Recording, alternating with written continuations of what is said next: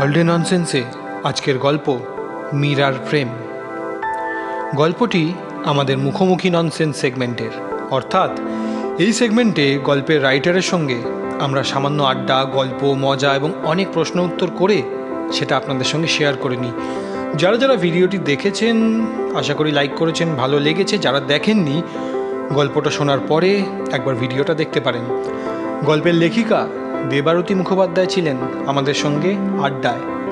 সেই ভিডিওটি দেখতে হলে এই গল্পের ডেসক্রিপশন বক্সে আপনারা লিঙ্ক পেয়ে যাবেন।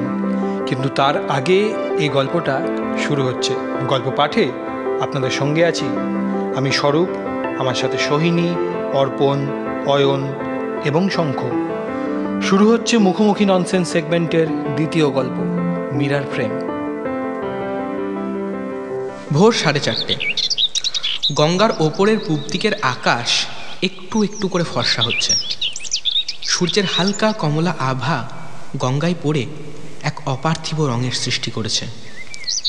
কিন্তু প্রকৃতিকে উপভোগ করার মতো সময় বা ইচ্ছে কোনোটাই উপস্থিত লোকজনের নেই। তারা অন্য জিনিস দেখতে মুশকুল। ওর গায়ে হুমড়ি খেয়ে পড়ে উপর দিকে দেখছে। কয়েকজনের হাতে আবার মেলা থেকে কেনা সস্তার দূরবীন। হাওড়া ব্রিজের একটা প্রান্তে দাঁড়িয়ে ইন্সপেক্টর তালুকদার জোরে জোরে ওয়াকিটকিতে কাউকে নির্দেশ দিচ্ছিলেন। হ্যালো 1729, হ্যালো প্রশান্ত, শুনতে পাচ্ছ?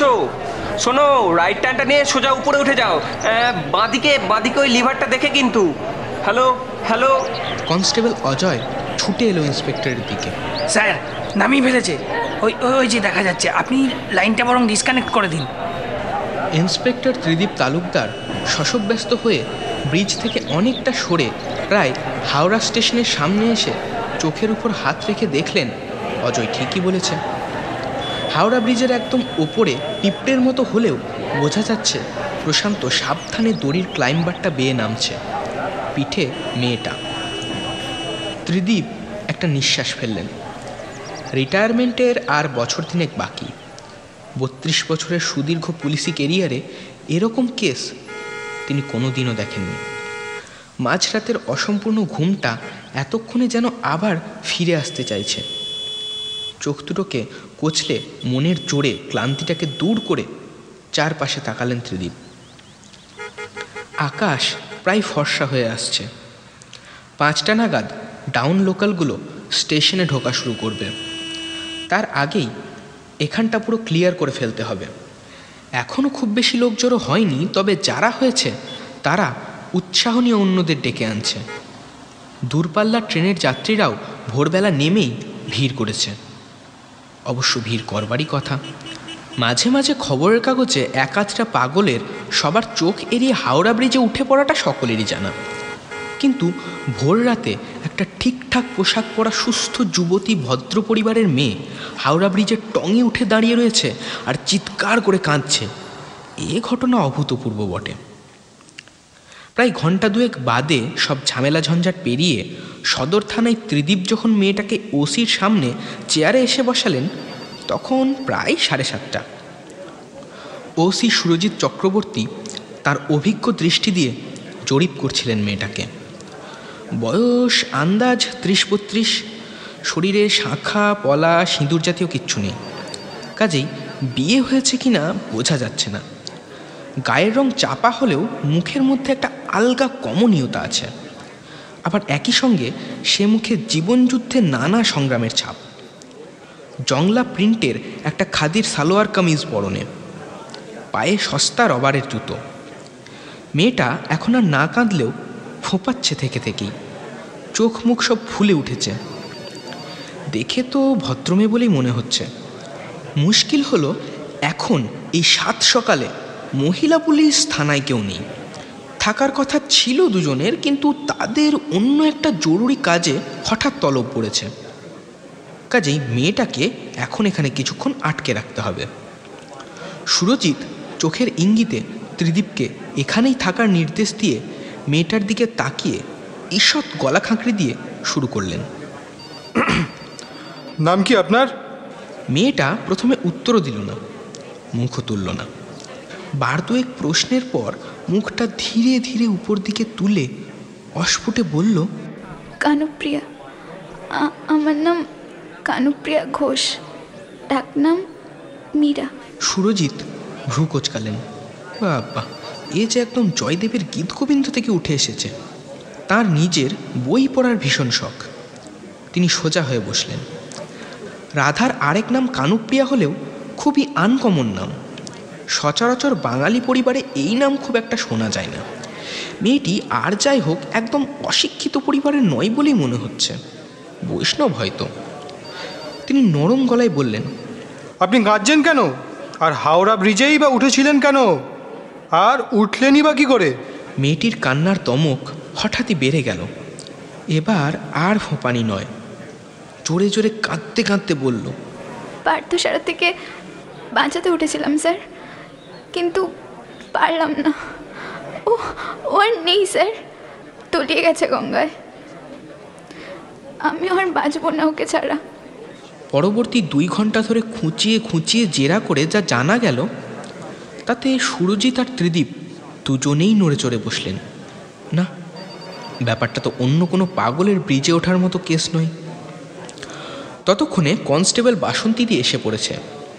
সুরজিৎ মেয়েটাকে ভেতরে নিয়ে বসাতে আদেশ দিয়ে ত্রিদীপের দিকে তাকালেন।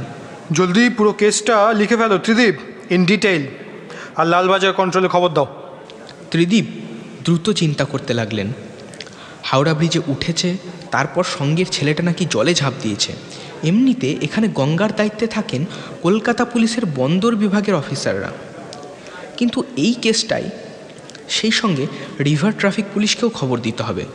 ওদের আন্ডারে 22টা মতো নটিক্যাল এরিয়া রয়েছে, আর 24 ঘন্টার জওয়ান বাহিনীও রয়েছে। বডি খুঁজে পেতে সুবিধা হবে।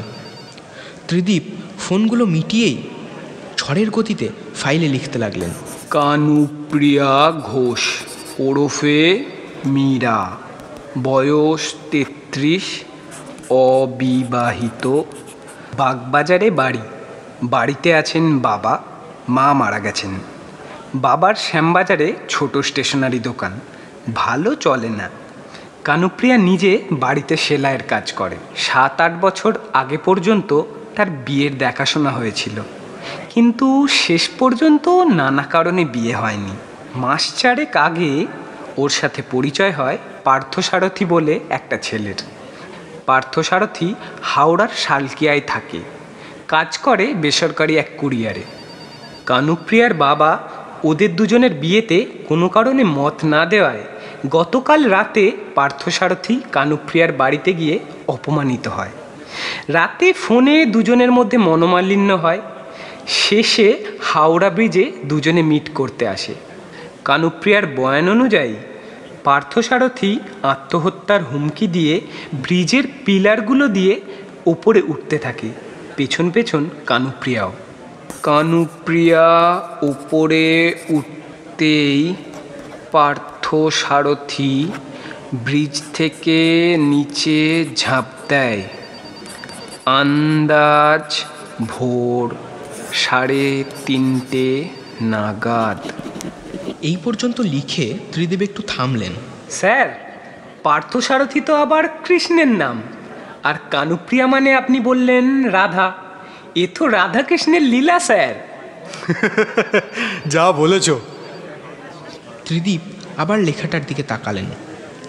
একটু ন্যারেটিভ করতে হবে রিপোর্টটা।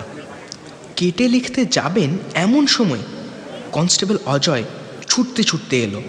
স্যার, বাসন্তীদি ডাকছে স্যার আপনাকে। কাকে নাকি খুন করেছে মেয়েটা, বিড়বিড় করে বকছে। সুরজিৎ দৌড়লেন ইনভেস্টিগেশন রুমের দিকে। কে আবার কাকে খুন করলো? ত্রিদীপ এডিটিং শেষ করে যখন পৌঁছলেন, সুরজিৎ তখন রীতিমতো কড়া ভাষায় জেরা করছেন কানুপ্রিয়াকে। ঠিকঠাক করে পুরো ব্যাপারটা খুলে বলো, না হলে এক্ষুনি তোমাকে অ্যারেস্ট করা হবে। বাবার বডিটা কোথায় রেখেছ? কানুপ্রিয়া বলে মেয়েটার 2 গাল বেয়ে জলের ধারা নামছিল। তার মধ্যেই ফুঁসে উঠে বলল, স্যার, আমার কোনো দোষ নেই। আপনি জানেন না, বাবা ছোট থেকে কোনোদিনও আমাকে ভালোবাসেনি। মা মরে যাওয়ার পর থেকে খেটে খেটে মরেছি।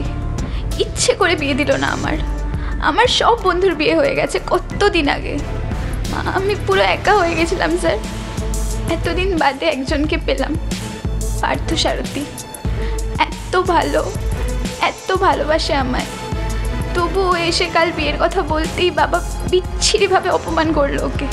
বাবা চায় না আমি ভালো থাকি। সুরজিৎ ত্রিদীপের দিকে তাকিয়ে বললেন, গাড়ি বের করতে বলো, কুইক, বডি আছে বাড়িতে। রাস্তায় যাওয়ার সময় বিশেষ কোনো কথা হলো না। কানুপ্রিয়া আর কয়েকজন পুলিশকে নিয়ে ভ্যানটা আগে আগে চলছিল, পেছনে ত্রিদীপের জিপটা। সুরজিৎ বললেন, যতদূর মনে হচ্ছে কোল্ড ব্লাডেড মার্ডার, বুঝলে? মেয়েটা মনে হয় সত্যিই বলছে ওই পার্থসারথী ছেলেটাই উস্কেছে বাবাকে খুন করতে, অথবা সে নিজেই মার্ডারটা করেছে। কিন্তু এই মালটা এত কিছুর পর ব্রিজ থেকে ঝাঁপ মারলো কেন? স্যার, আমার কি মনে হয় জানেন, মেয়েটা এমনি ডিপ্রেশনে ভুগছিল, তার উপরেই ছেলেটা দিনের পর দিন ওকে প্রভোগ করেছে। সুরজিৎ অন্যমনস্কভাবে বললেন, কিন্তু গঙ্গা থেকে এখনো খবর এলো না কেন? বডি তো এতক্ষণে পেয়ে যাওয়ার কথা। ত্রিদীপ মোবাইলের নাম্বার টিপলেন। হ্যালো, হ্যাঁ রঞ্জন, আমি ত্রিদীপদা কথা বলছি। পেলে বডিটা? ফোনটা রেখে ত্রিদীপ বললেন, নো আপডেট স্যার। ছেলেটা অন্য দিক দিয়ে নেমে পালায়নি তো? 5-6 ঘন্টা আগে ঝাঁপ দিলে তো এতক্ষণে পেয়ে যাওয়ার কথা। কানুপ্রিয়ার দেখানো রাস্তা অনুসারে বাগবাজারের অলি গলি পেরিয়ে যে বাড়িটার সামনে ওদের গাড়ি দুটো দাঁড়ালো, সেটাকে বাড়ি না বলে পোড়ো বাড়ি বলাই ভালো।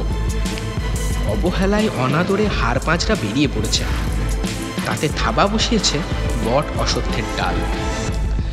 আশেপাশে তেমন কোনো বাড়ি নেই, দুপাশে নির্মীয়মান বাড়ি অসমাপ্ত পড়ে আছে। কাছে পিঠে দোকান বলতে একটা চায়ের গুমটি। সুরজিৎ নেমেই সবাইকে আদেশ দিলেন বাইরে ওয়েট করার জন্য।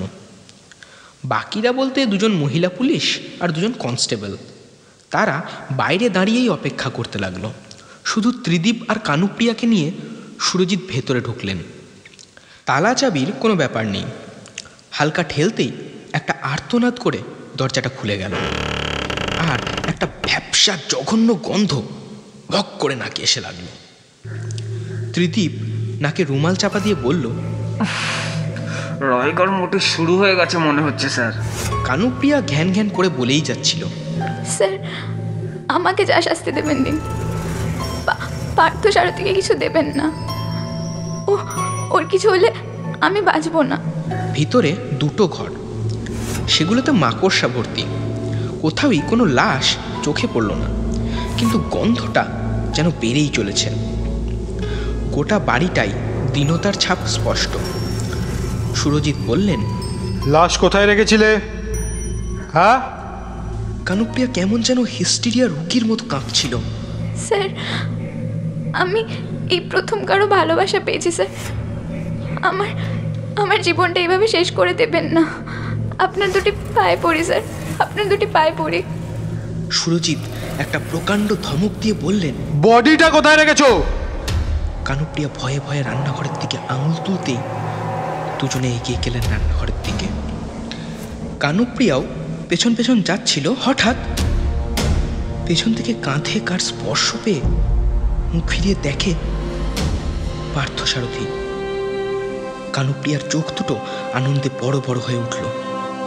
আজন্ম উপসী শরীরটা যেন পুরো স্পর্শে কেঁপে উঠল। উদ্ভাসিত হয়ে জড়িয়ে ধরল পার্থসারথীকে।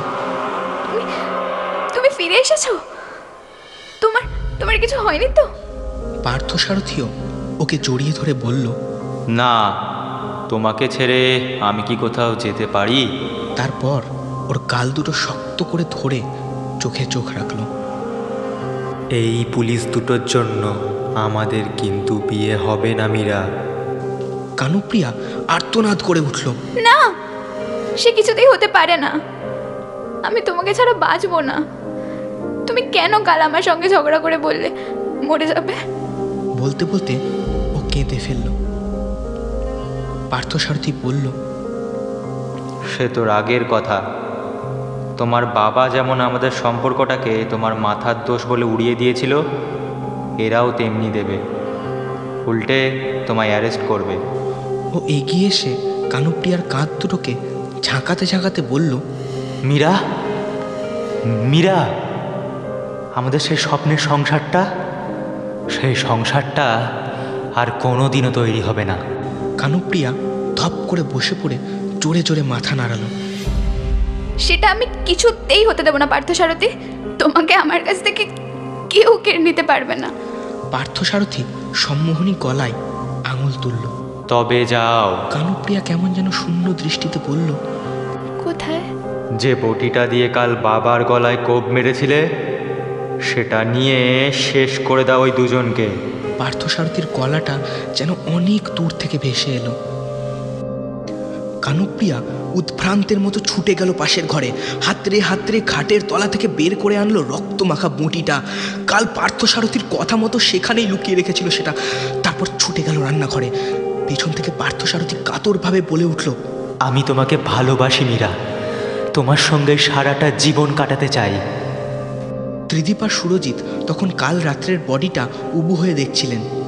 প্রায় 12 ঘন্টা আগে খুন হওয়া বয়স্ক লোকটার ঘাড়ে ধারালো কোপ, রক্ত গড়িয়ে পড়ে জমাট বেঁধে চলে গেছে নর্দমার দিকে। ত্রিদীপ সুরজিৎকে বলতে গেলেন, কাটারি হতে পারে কি? কিন্তু কথাটা শেষ করতে পারার আগেই কলের যন্ত্রের মতো নিঃশব্দে বটিটা নিয়ে পেছন থেকে ঝাঁপিয়ে পড়ে কানুপ্রিয়া ত্রিদীপের ঘাড়ে একটা কোপ চালিয়ে দিল। অস্ফুট একটা আর্তনাদ করে ত্রিদীপ লুটিয়ে পড়লেন কাল রাত্রের মৃতদেহটার পাশে। সুরজিৎ এক ঝলক ত্রিদীপের দিকে তাকিয়েই রিভলভারটা বের করে সোজা গুলি চালালেন। পরপর 2 বার। নির্ভুল লোককে সে দুটো গিয়ে একটা ফুঁড়ে দিল কানুপ্রিয়ার বুকের পাঁজরগুলোকে, অন্যটা ডান হাতের কবজিতে। গোটা রান্নাঘরটা রক্তে ভেসে যাচ্ছিল। তার মধ্যেই চোখ ঝাপসা হয়ে আসছিল ত্রিদীপের। সুরজিৎ হুইসেল বাজিয়ে দিয়েছিলেন। ছুটে এসেছে অন্যরা। জ্ঞান হারাবার আগে ত্রিদীপ দেখলেন কানুপ্রিয়ার বুক থেকে রক্ত ঝলকে বেরোচ্ছে। মহিলা পুলিশ দুজন ধরাধরি করে নিয়ে যাচ্ছে ওকে। তার মধ্যেও কানুপ্রিয়া গোঙাতে গোঙাতে বিকৃতভাবে বলছে, আমার পাগলামি, আমার কল্পনা না।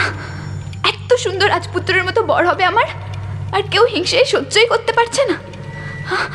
আমি সব বুঝি, সব বুঝি। আমার জন্য, শুধু আমার জন্য তুমি গঙ্গায় ঝাঁপ দিয়ে ফিরে এসেছো। এত ভালো আমায় কেউ কোনোদিনও বাসেনি। আর বাবা বলেছিল তুমি নাকি নেই। সব হিংসা, দিয়েছি সবাইকে শেষ করে। সুরজিৎ রিভলভারটা আস্তে আস্তে পকেটে ভরলেন।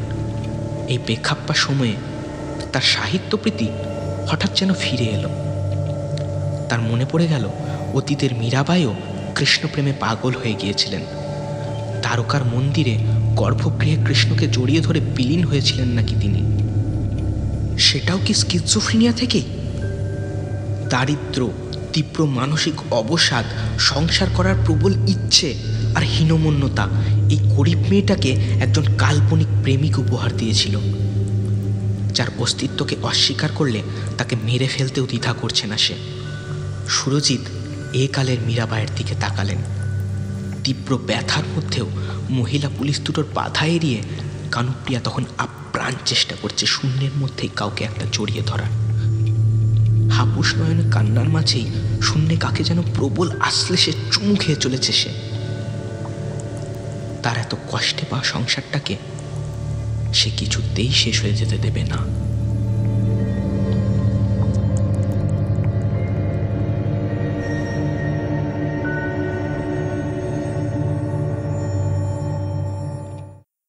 এতক্ষণ শুনলেন দেবারতী মুখোপাধ্যায়ের লেখা অসাধারণ রহস্য রোমাঞ্চ গল্প মীরার প্রেম।